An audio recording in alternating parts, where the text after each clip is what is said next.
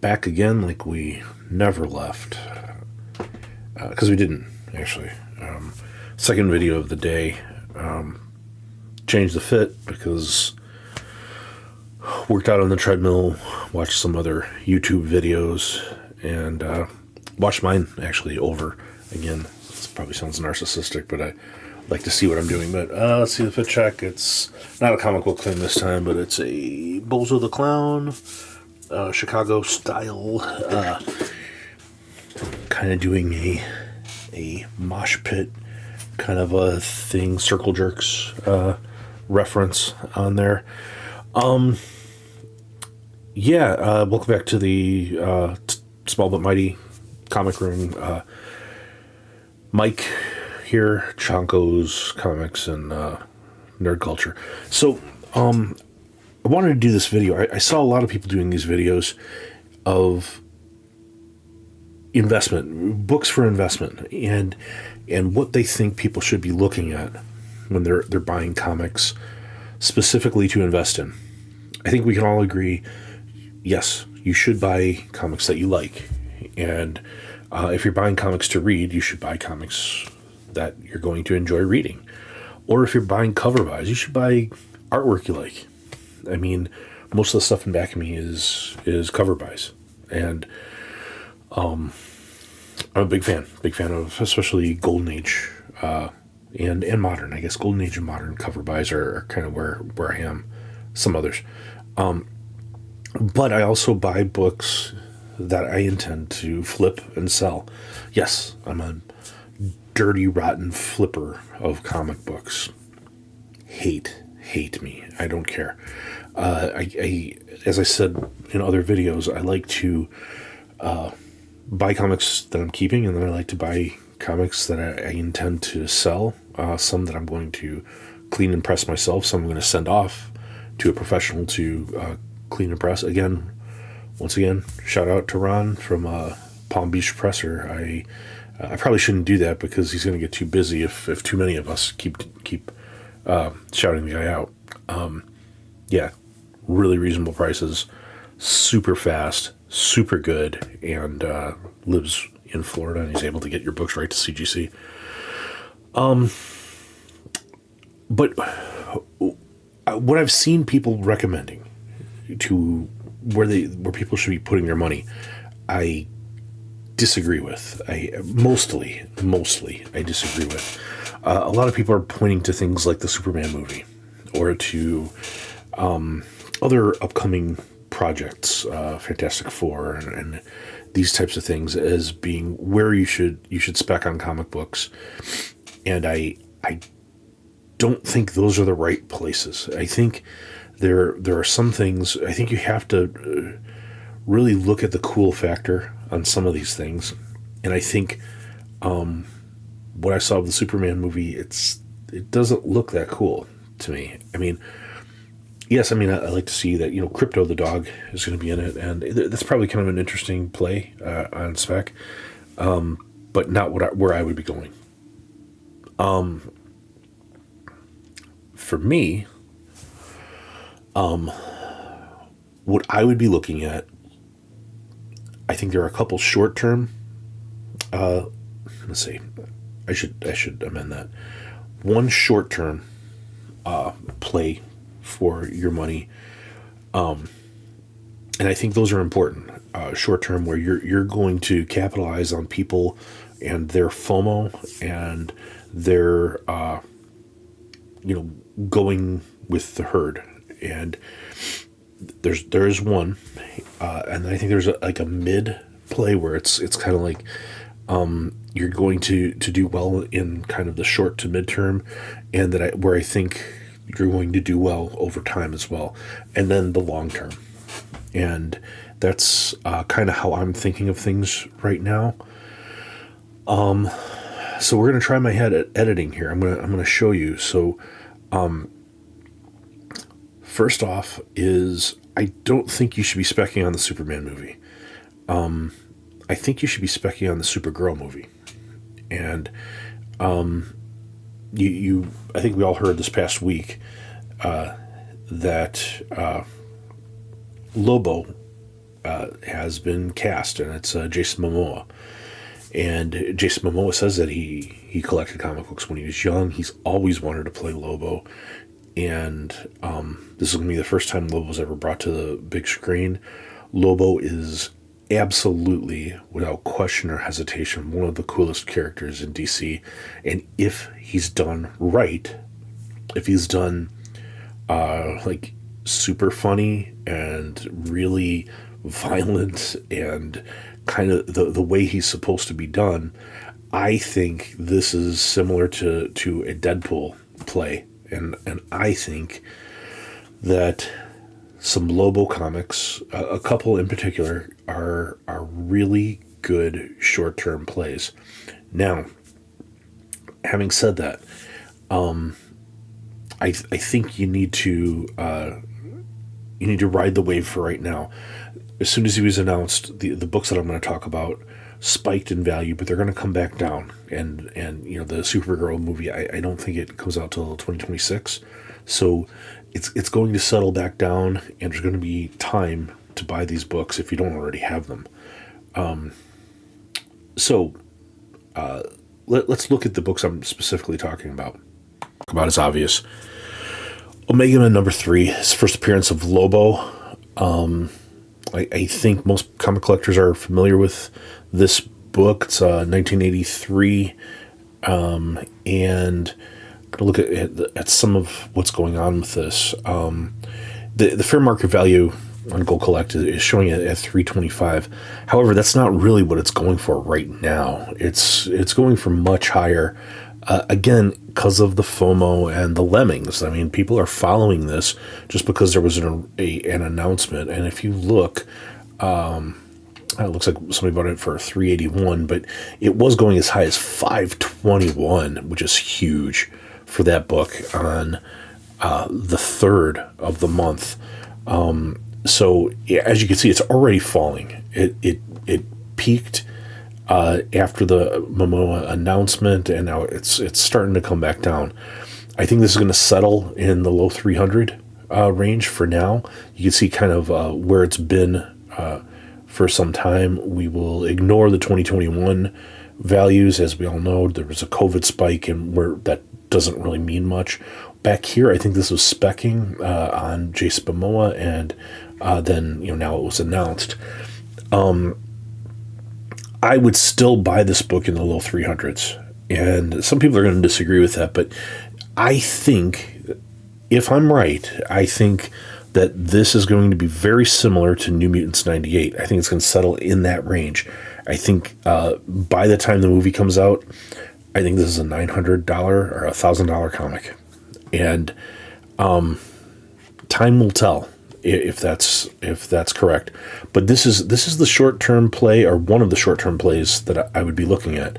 The other one that I would be considering is Lobo number 1 in his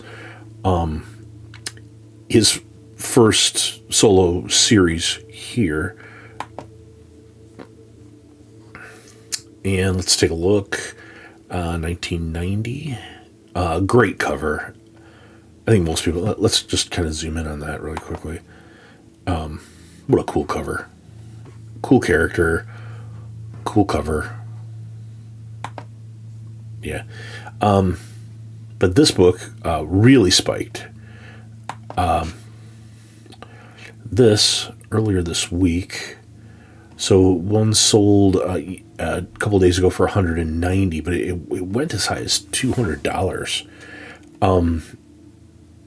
I sold my copy of this on the 30th, right at the announcement. I think this is my listing for $155.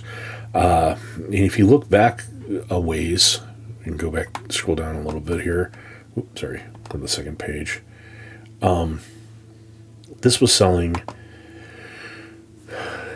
last year kind of in the $99 range, but I bought a copy on Comic Link for $75. So I about doubled my money on this. I think that this book, I would wait for it to settle down. if you can get it just about $100 or a little over $100 once this settles in, I think, again, I think that this is a good short-term play because I think that Lobo is going to take over that whole movie.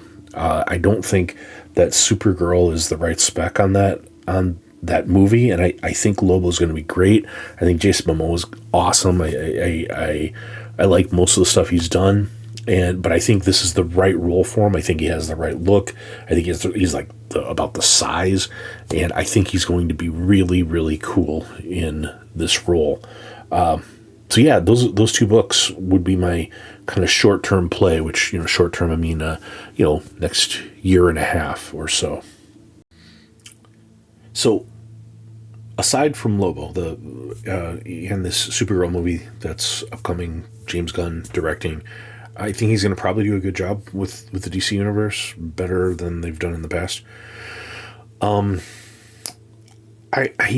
think then you need to look at kind of more what your short term and leading into long term play might be, and I think there's one specific artist that I'd be focused on, and it's kind of flavor of the month. I know everybody's talking about this guy, but I think this has legs, and it is Mark Spears. I think what Mark Spears is doing is really, really good, and I think he's the real deal, and I think what you're seeing is an awakening to how good he really is, and I think that this is going to be, earlier in like early 2000s J. Scott Campbell, or a little bit later like Adam Hughes. I think that what he's doing is really good, and I think it's going to stand the test of time. And I would be getting in on some of the books that he's got coming out, especially some of the variants. If you can get like kind of like the store exclusive, 1 in 50 or whatever, or even rarer variants. He just did a Thundercats one, which I think I'd be looking at if you can. Some of the other his monster series, some of the more rare variants. I showed one earlier in my unboxing, my first unboxing video. But I think what I really would be looking at right now is the Mark Spears Kickstarter. He started the Monsters series through a Kickstarter. This is all his. It's all self-published, and he's just crushing it. And so I think he's probably making a really good amount of money on that. So I would be looking at that Kickstarter, and you can still get some of the rewards for some of his Kickstarters. So let me kind of show you what I mean here. Here's Kickstarter page. Has a few projects, but one that is still active. This actually was funded completely on December 24th, and you could see he just crushed the goal. $250,000 for a $30,000 goal. But one that's still active that you can get the rewards for is this Monsters and the Monster and the Wolf comic series that he's doing, a prequel miniseries to the Monsters series, written and illustrated by Mark Spears. And you can see right away some of the cool art is already great. But let's look at some of the rewards that are still available. Well, if you want to be a portrait in Frankenstein's parlor, well, let's skip that. That's not what we're really talking about. Digital edition, no, we don't care about digital edition, but let's look at some of the comics. So these are some of the exclusives. All of these are going to be really limited. They're only going to do 200 of each of these covers, and you can fund any of these. So each one that you would fund, you'll get those 2 issues for $65. And some are more rare. So let's look at these. This one I think is awesome. There's the Frankenstein fighting the werewolf, and this multi-armed genie kind of a thing. Again, all this kind of these blues and whites. It just looks icy and cool, and yeah, only 200 will be made. The next one down is this. Again, cool. Like the people looking at the rear view and something sitting behind them. And again, Frankenstein fighting Wolfman. But this is actually an homage to that Incredible Hulk, where he's getting punched, up through the title. Classic Todd McFarlane cover homage. And I think the other one is actually an homage to Werewolf by Night. But again, super cool. He just does these great characters, all really weird and wild, and yeah. I like pretty much everything I've ever seen. And then you could get into kind of the more expensive ones where it's $110 for a single issue. So there's this one. And these are chromes, signed and numbered on the back of the book. It's only 100 are being made of that, so that is really, really cool. And then there's this one. It's all the monsters kind of sitting around a table. Again, 110, only 100 of those. These are signed and numbered, and this is still open. And then this one is fantastic. Look at that. That is like a skeletal Tin Man, chrome foil cover. Amazing. I think that one is just badass. And there's one more that he has up. This kind of a ninja cover. I think it was a werewolf ninja. Not as cool. I think the coolest one personally is that Tin Man, skeletal Tin Man. I would be looking at these, and I would be looking at anything more uncommon that Spears is doing right now. I think that this is not a flash in the pan. This is not just that monster series. I think he's a guy who's here to stay. I think he's kind of like claiming his own area in comics and his own style. And I think the demand is going to stay high. And I think you get these, some of these more rare ones. I would get these, and if you get them in good shape, I would slab these, and I think that you're going to be able to double your money or more if you were to sell these, or just keep them because they're really, really cool. And that comes to my last suggestion for, I don't even say it's a suggestion, my last thought on the subject of looking in comics. And I think last is a long-term play. My last one is 5, 10, 15 years. And as I mentioned in another video, I would be buying Golden Age comics all day. I would be doing cover buys and key issues if you can get them. And what I would be looking for, and what I am looking for, is if it's a complete book, so not missing pages, and if possible, if it's intact, I would be looking for where the cover's still attached, centerfold's still attached, complete books.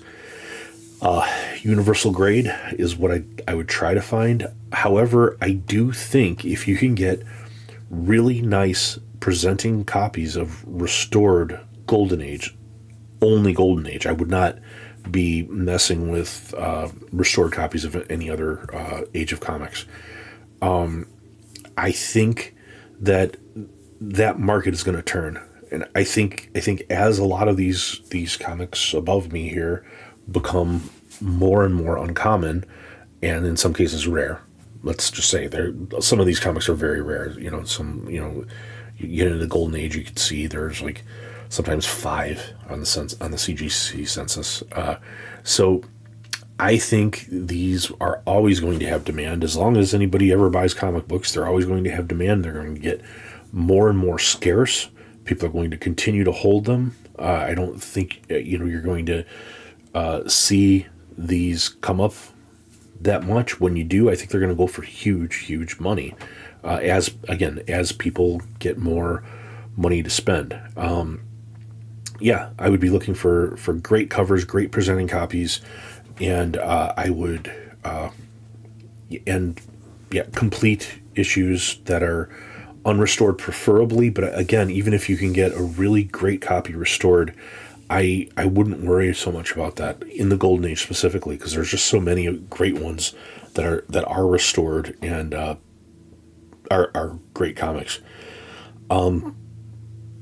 Anyway, those are my thoughts on my current, what I would be looking for right now, current state of investing in comic books. And I'd be interested in hearing what you have to say. Again, I think I'm up to like 7 subscribers now, so thank you all. And again, let me know, hey Mike, or if you want to call me Chanko. Chanko's my dog, as I said in the first video. I've responded to worse things than that when called by my friends. I would be interested to hear any dissent or discussion or debate, or if you just want to throw rotten fruit at me, I'm totally down. If you want to have like a big internet fight, again, I'm always down for a big internet bloodbath where we, call each other names and tell each other, how stupid we are. If you could engage, please, like and subscribe, comment if you could. I'd really appreciate it, again, because it does seem a bit like I'm just calling out into the void, and I hope people are watching these. I know some people are watching these, but I hope people like these. So another one in the can. Cheers.